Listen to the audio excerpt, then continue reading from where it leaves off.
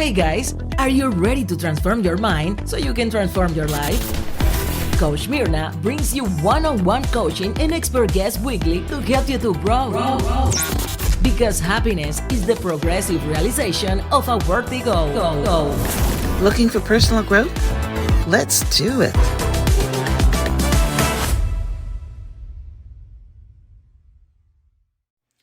This episode is brought to you by Spark Energy Plus Focus.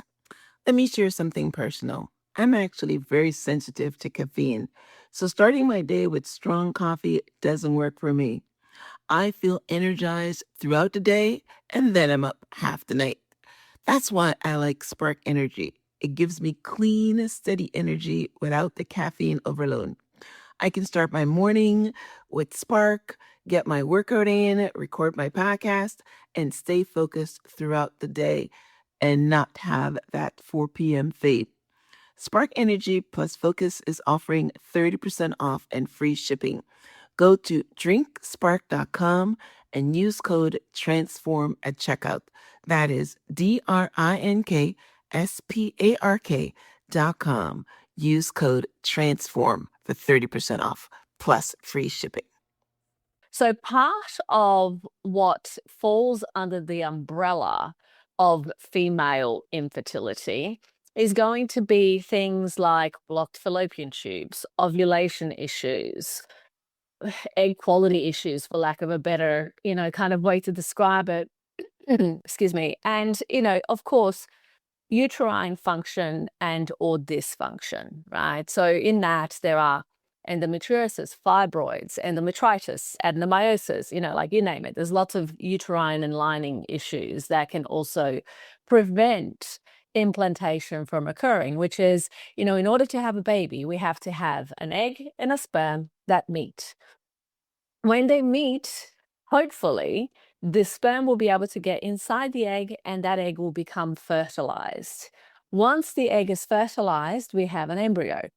Once we have an embryo, that embryo has to implant in the uterine wall, in the lining of the uterus, so that essentially it can start the placentation process, which is the embryo drives, and so does the external environment to the embryo, drive the placentation process so that a pregnancy can be maintained successfully to 40 weeks.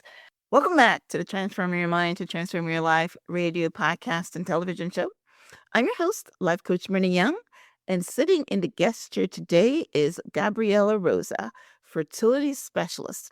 And Gabriela and I are going to be talking on the topic, what are the top causes of female infertility? Infertility has now become such a big topic. When I was in my childbearing age, women would be getting pregnant and they don't want to. And now it's just flipped the switch. Almost everyone is having some problems with infertility. It's no longer where you're finding somebody that says, oh, I just have to have sex once and I'm pregnant. That stuff has changed. So now we're having the infertility conversation. So I'm excited to get into this conversation with you and share Gabriela's expertise on this. So welcome, Gabriela. Thank you so much. Thank you for having me. You're very welcome. All right. So let me give you guys a brief introduction. Gabriela Rosa is a fertility specialist, a reproductive health educator, and Harvard University awarded scholar. Gabriela created the world's first entirely virtual and holistic fertility clinic. As the founder and CEO of the Rosa Institute, which currently serves patients in every continent other than Antarctica, Gabriela leads a team of holistic specialists. Her treatment methodology has become an authority in its industry for identifying and addressing biochemical obstacles that guide couples in overcoming infertility and recurrent miscarriages, despite previous reproductive difficulties and failed treatment. Through various programs, Gabriela and her team has educated over 140,000 couples in more than 110 countries. She's an expert, y'all. She's also the host of the Talk Sex with Gabriela Rosa podcast. I love that. Your podcast is about talking sex because guess what? Sex leads to fertility. I like it. That's pretty much it. We had to do it because I had so many patients who are like, I really want to have a baby, but I don't want to have sex. And I'm like, okay, we need to talk about that. Even though you can, also the new thing is I want to have sex. I don't have a man. I mean, I want to have a baby. I don't have a man.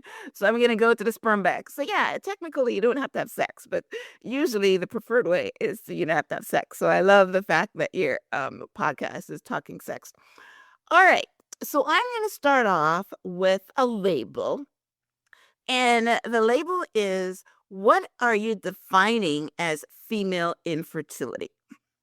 I think that's a really great question. And to answer that, I think we need to look at infertility itself first and foremost. So, infertility is defined as 12 months of unprotected intercourse and no baby. Okay. So, I never actually define female infertility because infertility is a couple's issue. So I think that that's the first thing that we need to understand because 40% of infertility is due to female factors, 40% is due to male factors, and 20% is due to environmental, idiosyncratic, embryonic factors. Okay. So, what ends up happening is that the things that we do in our day to day lifestyle will impact the quality of the egg and the quality of the sperm. And then, of course, consequently, whether we are going to end up with a baby at the end of this entire process and journey or not. Okay.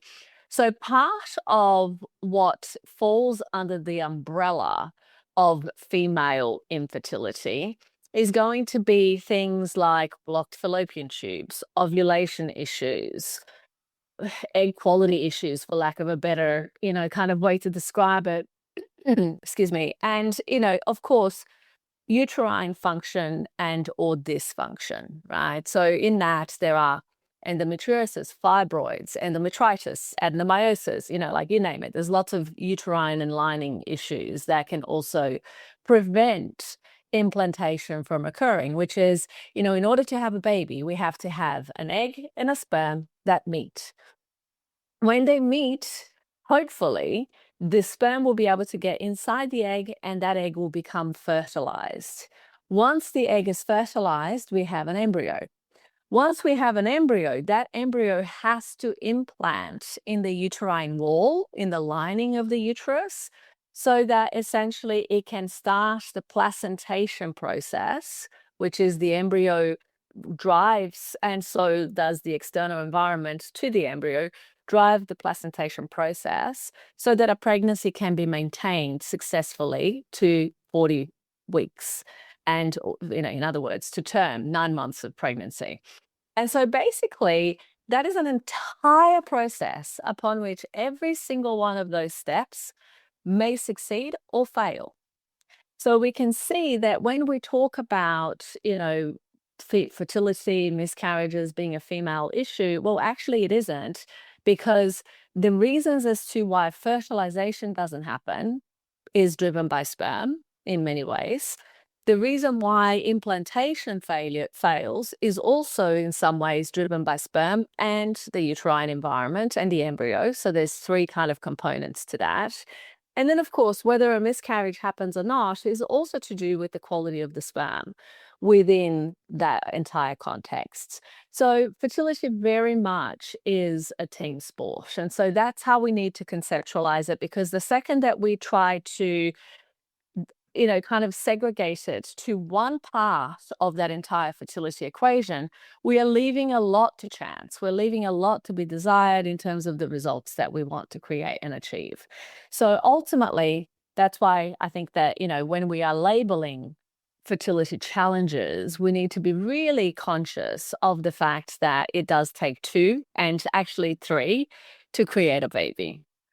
I love that. I love that. Not what I expected. With the only part of that introduction that I expected was the 1 year thing, because everybody knows that if you've been trying for 1 year and not seeing results, then you are infertile. But everything else that came after that was new to me. Well, 100% of it. But I like one of the things that stood out from what you just said is that the man, okay. So a couple days ago, I was having a conversation with my doctor about geriatric eggs. And I was telling him that, he was telling me that his wife just got pregnant. They've only been married for 13 months and she's 8 months pregnant. So which tells me that they got married and boom, boom, she got pregnant like in 2 months. And then he tells me she's 37. And I'm thinking, oh my gosh, I never heard that because I read this book once where the girl was saying that she went into a fertility specialist and it was a female star. I don't remember her name right now. Rebel Wilson, actually. And she was saying that at 36 or something, or 37. However, she was in that ballpark and they were telling her that she has geriatric eggs. So I was telling my doctor and he agreed with me that, after 35, your eggs are geriatric. And usually that's what we blame infertility on. But you just said something about the quality of the sperm in fertilization, the quality of the sperm and implantation. And I mentioned to you before we started the recording that I've had several people on the show or specialists on the show talk about infertility, and nobody has ever touched about the men issue. So let's broaden that. Why is it? Well, we know the quality of the. Let's talk about the quality of sperms. We always hear, and everybody probably knows, that if, all right, you're not pregnant, they go test to see if the guy has got enough sperm because they need 1 million sperm or something from one egg.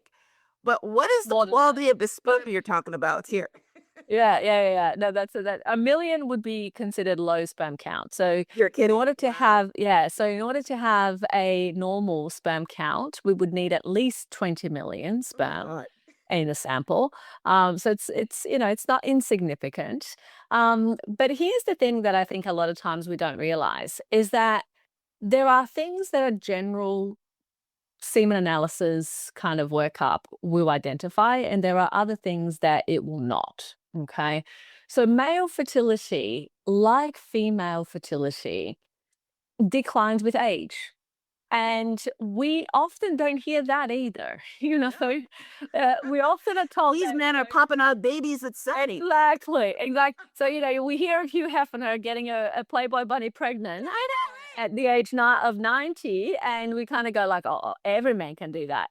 Well, you see, there is some differential concerns here that we need to take into account. A Playboy bunny is probably in her 20s, if not earlier, right?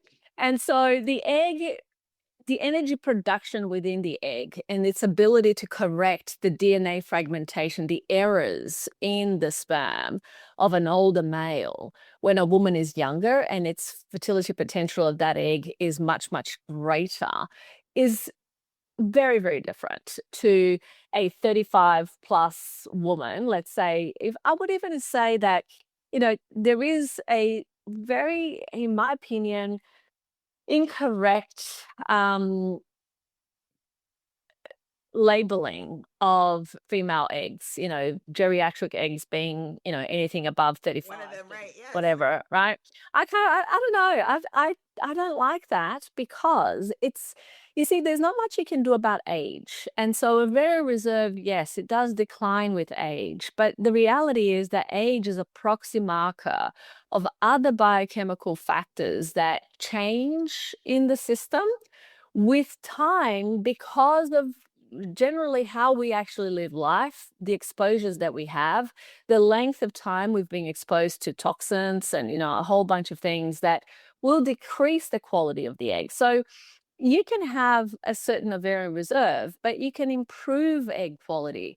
And so, whereas you can't increase the number of eggs that a woman has. So, although it is true to say that our ovarian reserve declines with time, and yes, the ovarian reserve of a 40-year-old is substantially different to a 20-year-old, the difference between, for the most part, there are some sharp declines around that 35, 37, 38, 40, and 43 mark that actually is significant.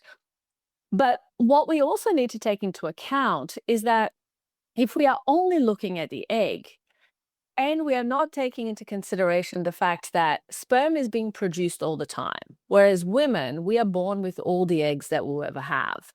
And so what happens is that we can very much improve the quality of the sperm that's being produced by lifestyle factors, right? By removing alcohol, removing smoking, removing,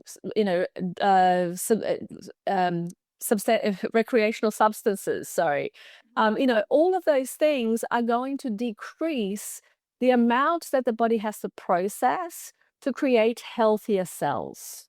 Okay. And some of those exposures, they have a direct effect on the cells that produce sperm, the Leydig cells. And so therefore, if there, for example, smoking is one of those, alcohol is one of those that will have a direct impact on the cells that produce and can damage the cells that produce sperm. So by avoiding those toxins, what happens is that we are improving cell regeneration potential, which as in turn helps to improve sperm quality development. Okay. So those things. Let me ask you a question right here. So if a woman has, we're going to keep that label, even though it's probably not right, geriatric eggs, and a man has good quality sperm, does that increase her chances of fertility? Yes. And if a man is younger, also, because he has less DNA errors than an older man with the same or similar sperm. So the opposite is also true. So when couples are usually paired in age at the same age, their chances combined is less than if you have the opposite pairing, which is older woman with younger man, or vice versa. You see? Wow. And so that's definitely going to make a difference. And that's also part of why, in nature, you see these kinds of pairings sometimes where you have, an older man, younger woman kind of situation that goes on. These days, we're seeing the opposite, certainly a whole lot more. The older woman can't get pregnant, so that doesn't, the older man, younger woman, that's great, but it doesn't work the opposite way because. Well, it does work the opposite way to an extent. To an extent. So basically, a woman who's 40 will have a better chance of taking home a healthy baby with a man who's 20 versus a man who's 40. It's 40, right. Okay? Yes. So when she gets to 45 and 50, it's like dropped off. Oh, look, there was absolutely, when you hit a ovarian reserve, depletion, you are definitely going to have, a situation where you have no more eggs and therefore menopause starts. Right. And so that really is the fact that we need to take into account here, is that females have a biological limit in terms of how long they can continue trying to have a baby, whereas man doesn't have that biological limit, even though the chances are smaller over time. Increased. Okay. Right. Exactly. So that's something that we do need to take into account. But, the reality of it is that, again, if we look at the things that will improve the chances for any woman, is definitely going to be by looking at, okay, how can we optimize sperm quality? Okay. And sperm quality, going back to the things that you will have done on a standard semen analysis, you will have count, motility, morphology. How are they swimming? How are they shaped? So if we have low count, low motility, low morphology, it's possible and very likely that we also have DNA fragmentation issues, more DNA errors within the sperm, which can happen because of various factors, including environmental as well as infections, as well as, you name it. So what happens is that if we have a semen analysis with parameters that aren't ideal, it's not enough to say we need more treatment in terms of the female. IVF is the only option. No, we need to understand, okay, because now IVF used to be used only for women who had blocked fallopian tubes. Now it's also used in couples where men's sperm parameters are a problem. The issue with that is that it increases the risk of miscarriage, because then you're creating embryos that have already predispositions toward not developing in the healthiest possible way that it can. And depending on the reasons as to why the sperm quality is affected, let's say, for example, if it is an infection that's silent and hasn't been picked up, well, the chances of miscarriage increase drastically, you see. And so it doesn't, like, when you only do a semen analysis to look at count, motility, and morphology, you're not looking at silent infections, anti-sperm antibodies, DNA fragmentation, which are all additional tests that are not requested through standard workups, right? So you'd have to be infertile for a long time with lots of other factors that are getting in the way, or seeing a urologist who typically will dive a little bit deeper than a normal IVF doctor. For men's fertility. And so to be able to actually start looking at that and understanding. Now, I'll give you an example in real life of a couple of mine who were infertile for 14 years. And by the time they came to me, they had, the first 8 years, they were just using no contraception. So they were just trying, seeing how it went.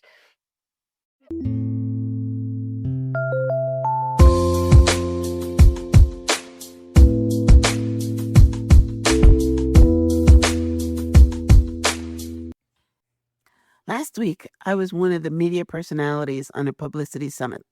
In this summit, I had to interview 51 authors who wanted to be a guest on my show.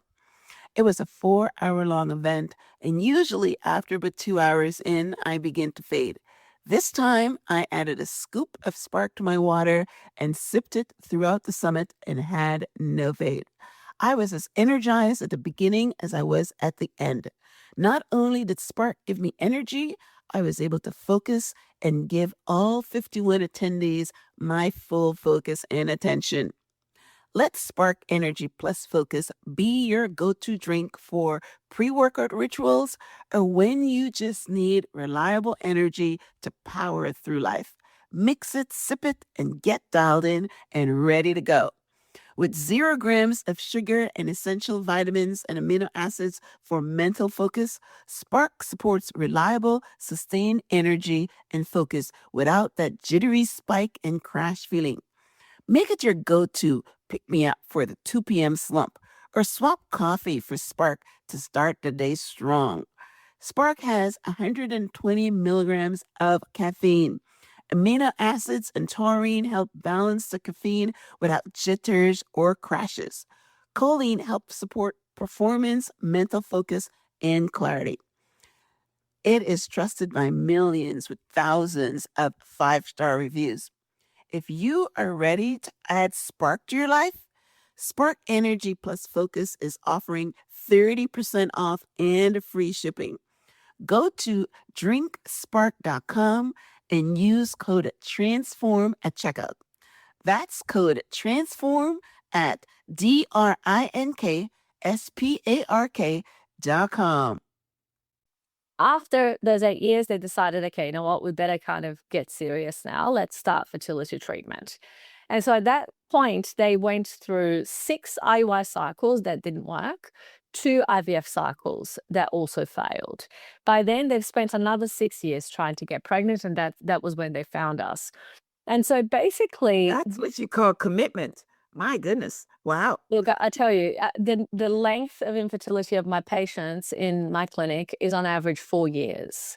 And we know this because part of my master's thesis at Harvard for my master's in public health was actually looking at exactly our success rates, what it is, who were the people that we were serving, and so on. And we found that on average, people were infertile for 4 years, plus or minus about 2.5. And many of them, almost 50%, had experienced previously failed IVF cycles, with 51.5% having had previous miscarriages, which dropped after treatment to 13.5%. And the overall live birth rate was 78.8%.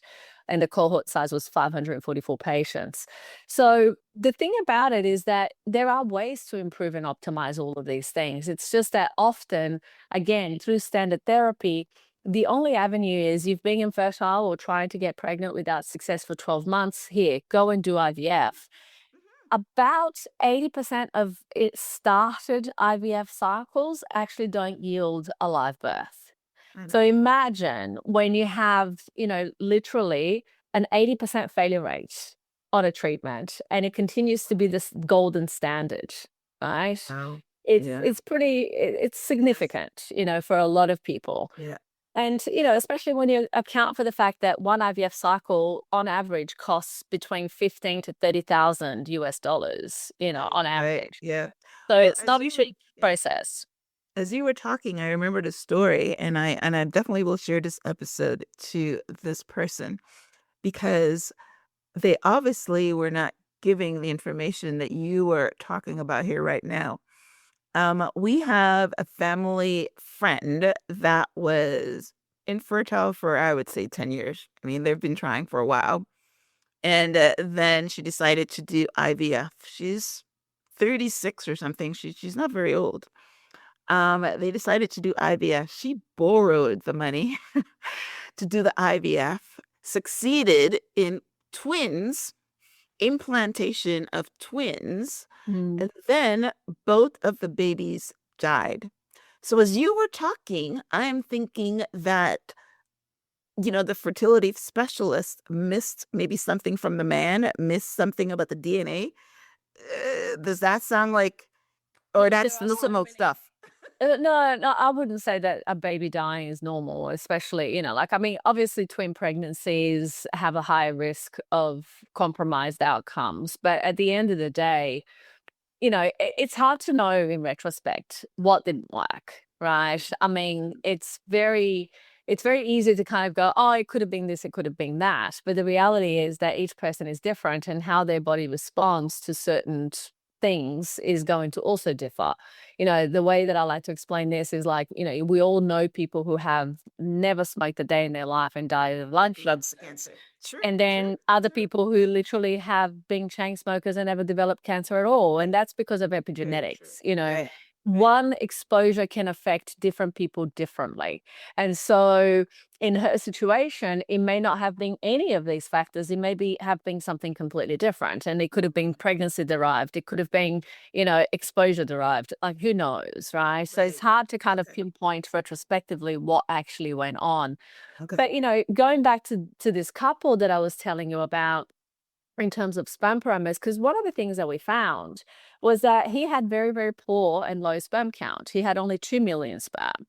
And, after 14 years, you would have thought that there would have been a very comprehensive workup to figure out why do we have such low sperm. But no, there wasn't. Well, that's what I'm saying. These fertility specialists probably only focus on the women's eggs. That's probably what they do. Right, and that is not, this is where you've hit it on the head. You've nailed it, because that is what typically is done. It's like you focus solely on the woman, on a woman's egg, woman's age, and basically based on that makes an assumption.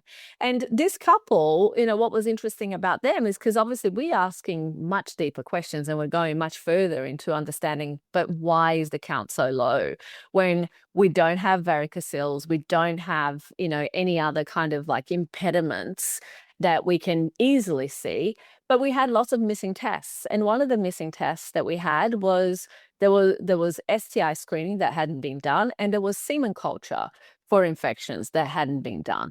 Once those things were done, we found that there was an infection in both of them that was known to cause implantation failure and miscarriage and sperm compromising. And we treated it, with a lot of antibiotics.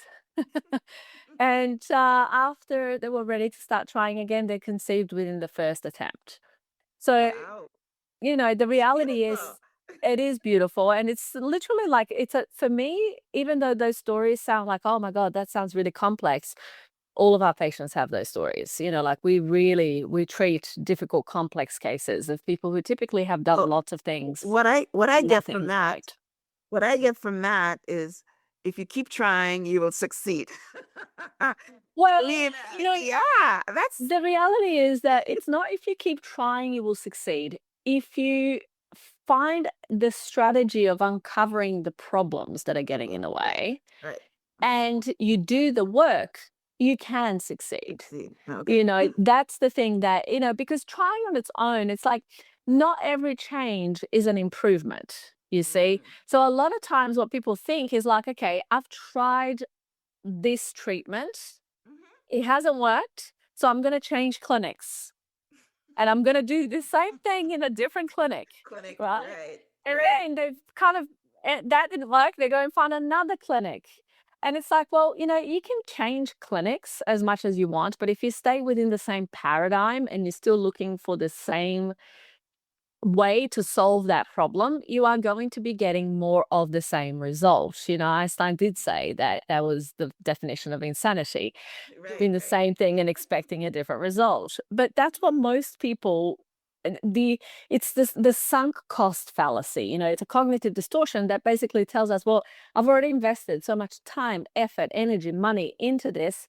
I have to keep going, because if I keep going, I will have a baby. And it's like, well, actually, no, you will lose more money Yeah. and you may not end up with a baby. So, this is where it becomes really challenging for a lot of people in thinking that they're making a change and that any change is an improvement, when actually that's not the case in practical terms.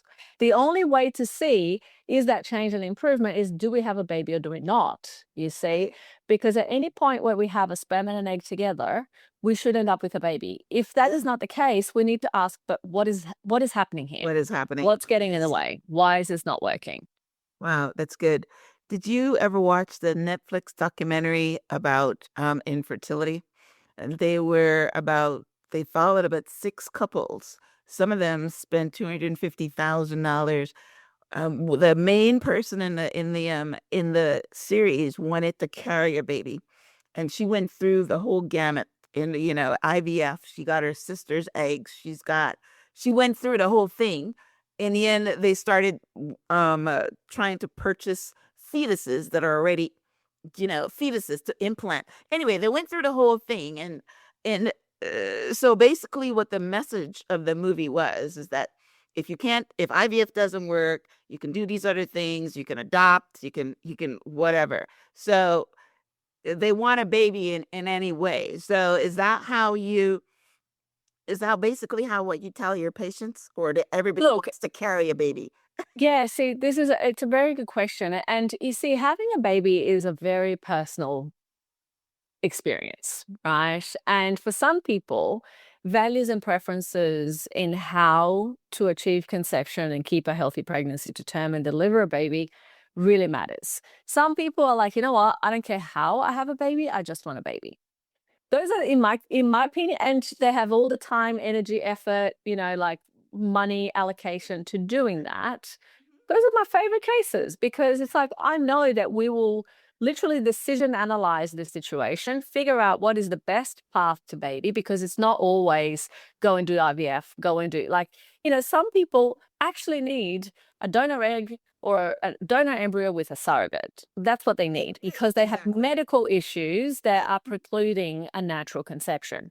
But some people are not ready for such, Right. how do you say, such scaling of their fertility journey. They want to take it a little bit more step by step. They might want to optimize things and try naturally for a period of time so that they can feel like they've done everything they could. If that doesn't work, then they might try IUI, IVF. Then if that doesn't work, they might decide, okay, you know what, donor egg or donor embryo, or whatever other option is available to them. We have to take into consideration that every step that one takes on the fertility journey is a cost. Yes. Physical, emotional, financial, relational, decision making, bandwidth, mental health, all of those things have a cost associated to them. So some people are of the idea that, well, if I try for a period of time and I don't conceive, that's it. I'm just going to go live my life in a different way. Some people are much more attached to, I need to have a baby, and no matter what happens in my life, I will not go through this existence without one. Those are different people, okay? They are different. They are different in what they are willing to do, how they're willing to get there. There's a whole lot of differences that apply to those types of different mindsets. And there are people who the journey itself dictates what ends up happening. There are some people who I met through my 24 years of, treating patients, who come to me and they're like, you know what? I will never do donor egg. And then we rule out every other possible thing. And they're like, you know what? I want a baby more than I want to wait to have a baby. So I'm going to go and do donor egg, you know? Yeah. And then there are people yeah. who are like, you know what? I'm ready for donor egg. And we assess the case. And I'm like, you know, maybe you could try naturally for a reproductive and conceive naturally, you know, after they've been told that they never would. So it values and preferences really matters, because how somebody comes into the journey, their mindset, the way in which they operate, how they're working through their issues, physical, emotional, relational, financial, etc., will also matter. Not every person has equal access when it comes to fertility treatment as well. And I think Right, that of that's a course. really important thing to, you know, highlight, because there are certain countries in the world where the government will fund as many IVF cycles as you require to have a baby. There are others that will fund zero. There are others that may fund some.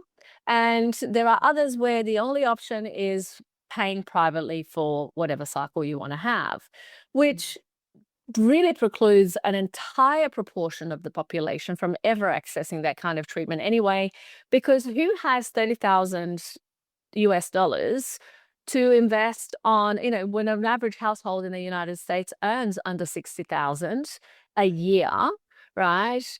That's half of a year's income for an average person.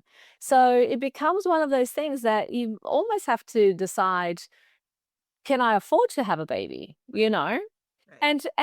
With that same And question, it's like, if you can't afford fertility treatment, can you afford a child? right. But also that the $30,000, I think statistically, it's very rare that it happens after the first try.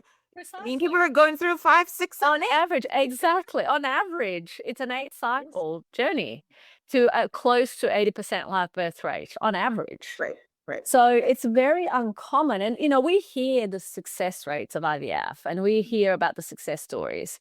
The reality is that it's not that good, No. you know? No. I know.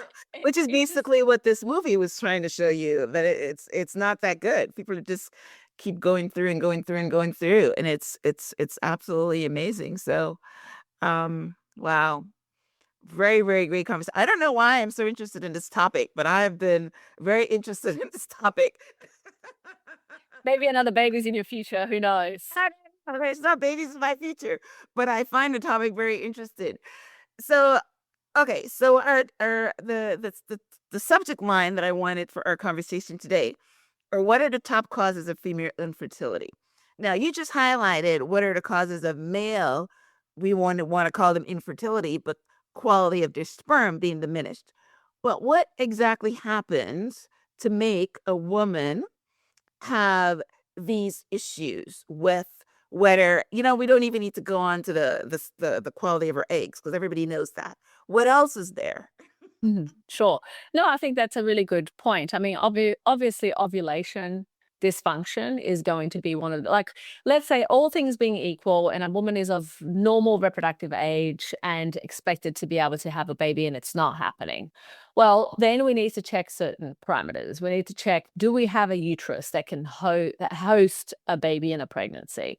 Because sometimes deformities in the uterus and misshapen uteruses can occur and can decrease the chances. So if you do have a kind of malformation of the uterus in some way, sometimes you can be fixing that with surgery, sometimes you cannot. Okay, so it just depends on what's going on there. But certainly we would be looking at the anatomy of the uterus or the shape of the uterus. We would be looking at the lining of the uterus. And things that affect the lining could be, like I said before, endometriosis, adenomyosis, fibroids, there's lots of things. And endometritis, so infections and inflammation, there's lots of these different types of things that can in fact impact the lining of the uterus. And of course, that impact will cause either anatomical distortion, which is like, if the shape, for example, let's say you have a fibroid inside the uterus and it shapes the uterus in a certain way that doesn't enable the passing of the sperm through to the fallopian tubes and through to the egg, or if implantation happens, it's kind of pushing that potential embryo outside of the place where it can implant, all of those things can actually increase the risk of miscarriage and implantation failure. So those are the kind of big reasons as to why a woman at reproductive age will have difficulty. Then, of course, there are fallopian tube issues, so if we have fallopian tubes that are either blocked, damaged, you know, you name it, there's different aspects that can happen with it. Infections can sometimes, like sexually transmitted infections can sometimes create issues. And even after they've been treated, they can have damaged the cilia, the hairs in the fallopian tube, which then stop the egg from being able to travel through for implantation to occur. So then damaged fallopian tubes also becomes an issue. So those are the main kind of big categories, of reasons as to why women, outside of course, age and the age-related factors, that women would actually have issues in terms of, being able to conceive and keep a healthy pregnancy to term. The big issue here is that unless there are some big visible problems, there are other aspects that I didn't talk about that can also impact that whole balance of the ability to keep a healthy pregnancy to term. And that's more to do with autoimmune and immune mediated issues, So there's just different conditions that can happen, antiphospholipid antibodies, ANA. So, there's lots of different types of natural killer cells, lots of different types of immune mediated issues that just because the sperm is a foreign object as far as the woman's body is concerned. Really? So is Wow. the embryo. The embryo is a know that. foreign. Yeah. And so the immune system can sometimes mount a response to the embryo itself simply because, well, it is external. It's not part of the woman, right? There is a symbiosis that can happen, and obviously it happens enough that we have a growing population. Right. Wow. But it's certainly, those are areas as well that when people are having difficulty keeping a healthy pregnancy to term, those are areas to take into account as well, for sure. So there's lots of varieties of how these things play together, that may, and sometimes what can happen is that many of those issues can coexist in the same female Right. or in the same couple. Yeah, I heard about the autoimmune, and I didn't understand what that meant. But my daughter has a friend that was trying for a long time to have a baby, and she had this autoimmune thing that was eating up the kid, and then they gave her some drugs for it, and then she was pregnant for 6 months and didn't realize she had a baby and all that. But what I want to get to before we end our conversation today is the pill, because I've always blame the pill for the fertility issues, and you didn't mention it. Yeah, because you see, the thing about it is this.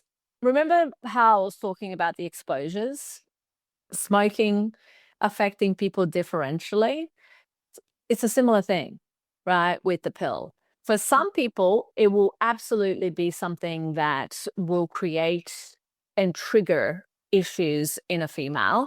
I know that for me personally, when I went on the pill, I literally, my whole life, I was on the pill for 1 year. And that year that I was on the pill, and then when I came off it, I realized that it had actually triggered for me symptoms of polycystic ovarian syndrome, so PCOS, which is one of the number one causes of infertility, female infertility in women. Wow. And so it doesn't Only for happen a for year. every woman. And some women stay on that thing for 20 years. But this is the thing, it's a predisposition, you see. So that doesn't happen to every woman. Some women literally stay on the pill for 20 years. They will come off it. The next cycle, they're pregnant, They're pregnant. Yeah. you know. We're talking about And rare so, yeah, cases here. it's one, huh? We're talking about rare cases here. Yeah, exactly. So, like those cases are all possible. And so, when you have a situation where you can't say, there isn't enough data to say that the pill causes these issues. It's associated in certain, situations, and there are exacerbations for people with certain genes. There is an exacerbation of outcome in terms of results that lead to certain things. But these are associations more than, I mean, there were actually some in the 70s 80s, there was some pills and some pill forms that basically could lead to, and there was a causative factor in terms of certain cancers, but again, with people with certain predispositions, you see. And so depending on the individual, and that's why it's going to be really important, is that should everybody be on the pill? No, there are contraindications to the pill. For women who have higher likelihood of clotting disorders, they are literally told this is a contraindication, you shouldn't be on the pill. Clotting disorders lead to increased risk of miscarriage and implantation failure.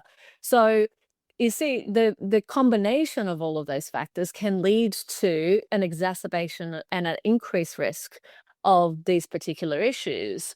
But we can't put, this causes that, because that would not actually be It's a correct to cause and say. effect. I like that. I like that. But yeah, the women should As be much aware as, of it. as much as in terms of preference, like I don't prefer my patients use the pill as contraception because of these unknowns, you see, because we don't know how this one person versus that other person is going to react and respond.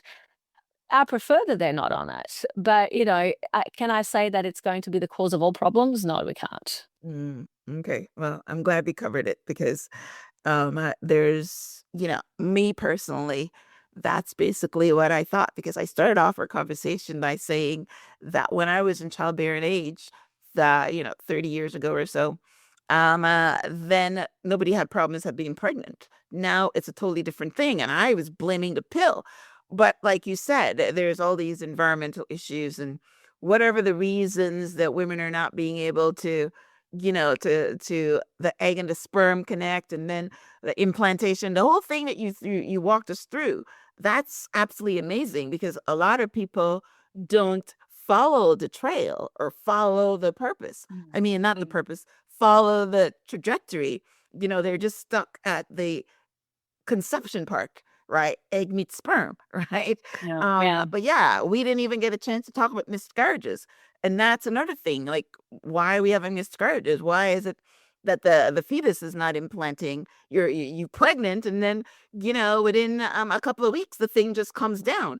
And I'm thinking that you talked about the quality of the sperm and the quality of all this other things that people don't even think about. At least I didn't. So Yeah, no, for sure. And we can do a part 2 on miscarriages. There's a lot to talk about there.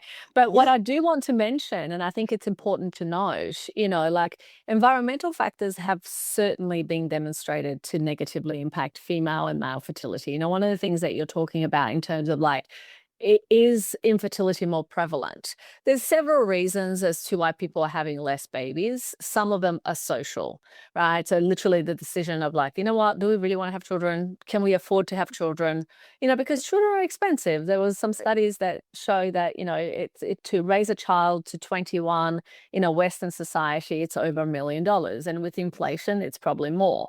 So, the reality is that there is a cost consideration, and people are having fewer children these days because of that cost consideration as well.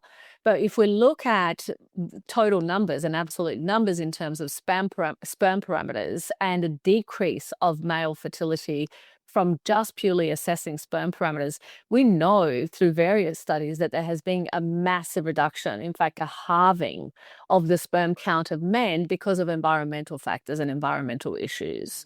So endocrine disruptors in the environment, the pill that women take that then end up in the pee that then the men drink through the unfiltered water that they drink. It's like, all of that and more will be affecting, the way in which fertility is impacted, over time, certainly in most societies.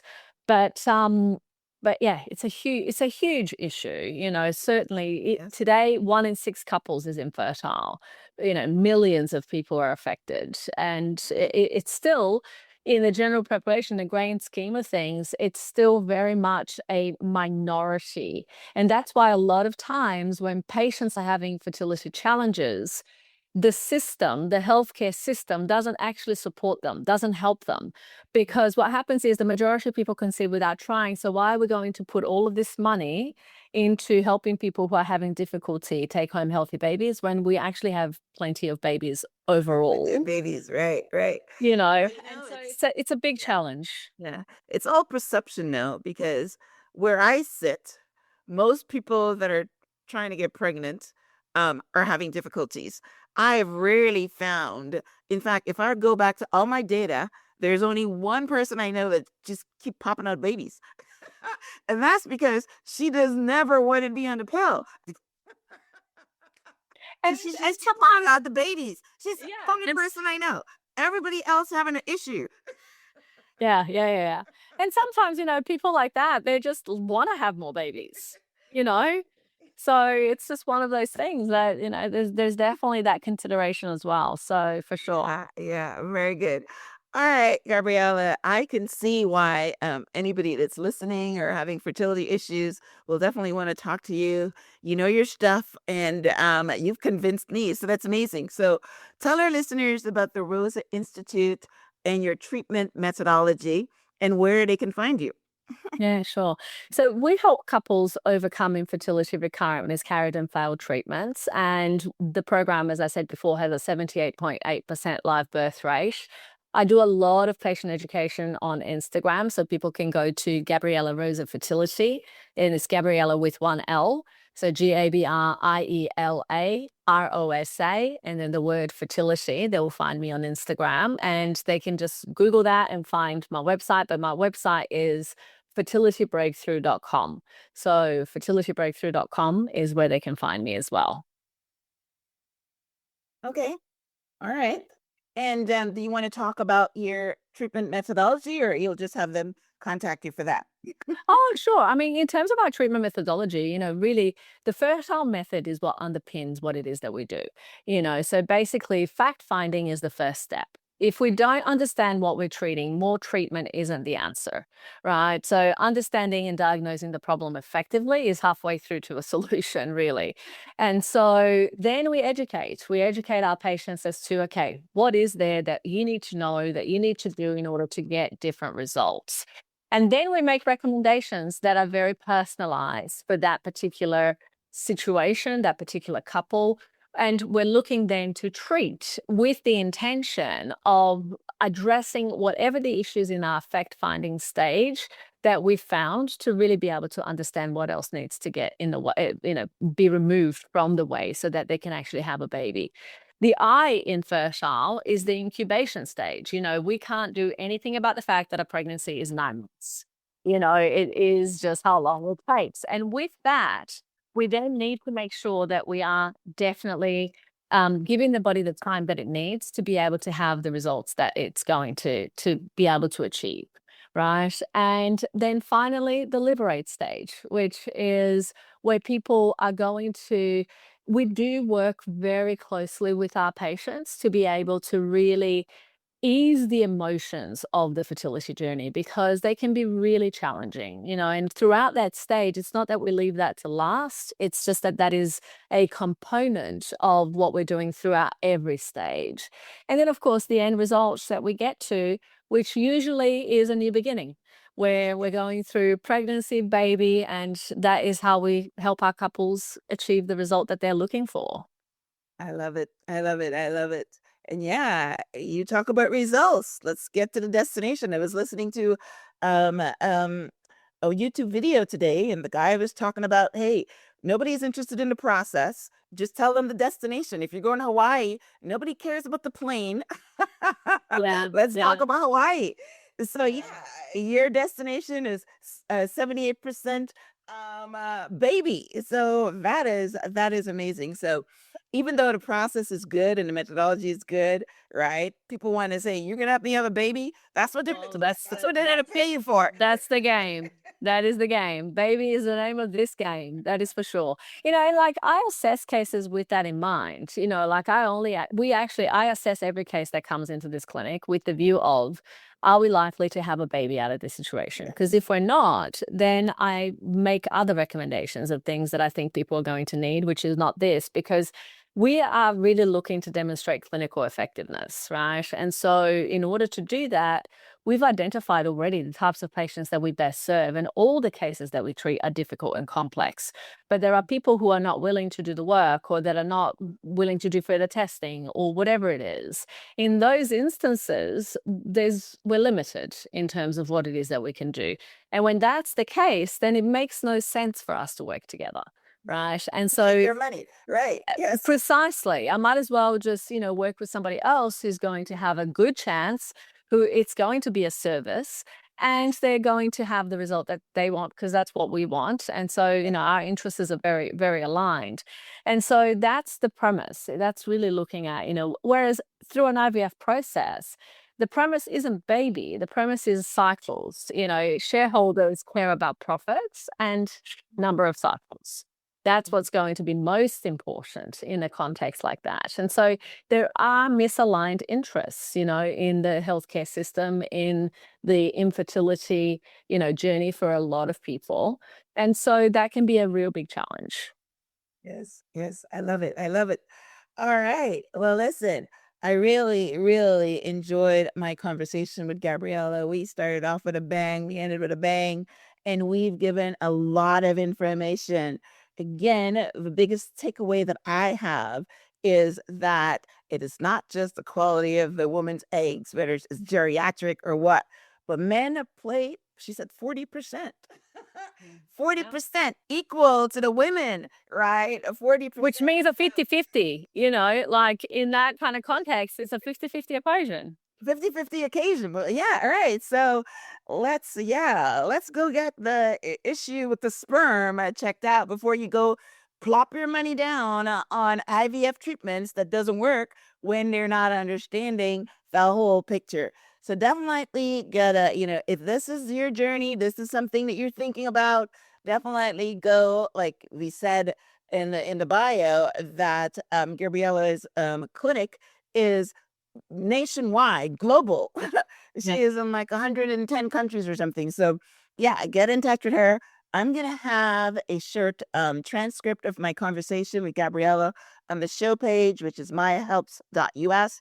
I will link out to her on Instagram and her website so you can have more information. Yes, hey, I can almost tell you that, yeah, this is not going to be, your money is not going to be just going down the drain, right? It's going to go to somebody that can really help you. So, Gabriela, thank you for being on the show. I enjoyed this conversation almost as if I'm looking for infertility treatments. Well, I'm glad it was interesting and informative. Yeah, because I love education and I love knowledge. And this was great. I learned a few things. So that's amazing. All right. So as we wrap up, Gabriela, do you have any last words? Act pregnant now to get pregnant later. That is the key to success. Everything that you would absolutely do if you were pregnant right now, whether you're a male or a female.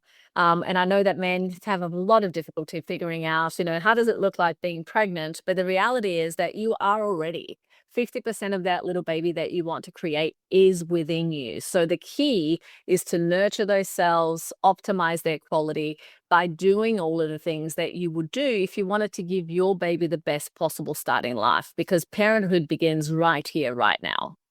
Yes, I love it. I love it. Yes, give them something to do. All right, guys. Well, listen, thank you for tuning in to this week's episode of Transforming Your Mind to Transform Your Life. Today, we're talking about transforming your life with a baby. So thanks again, Gabriela, for being on the show. Thank you guys for tuning in. Until next time, namaste. Thank you.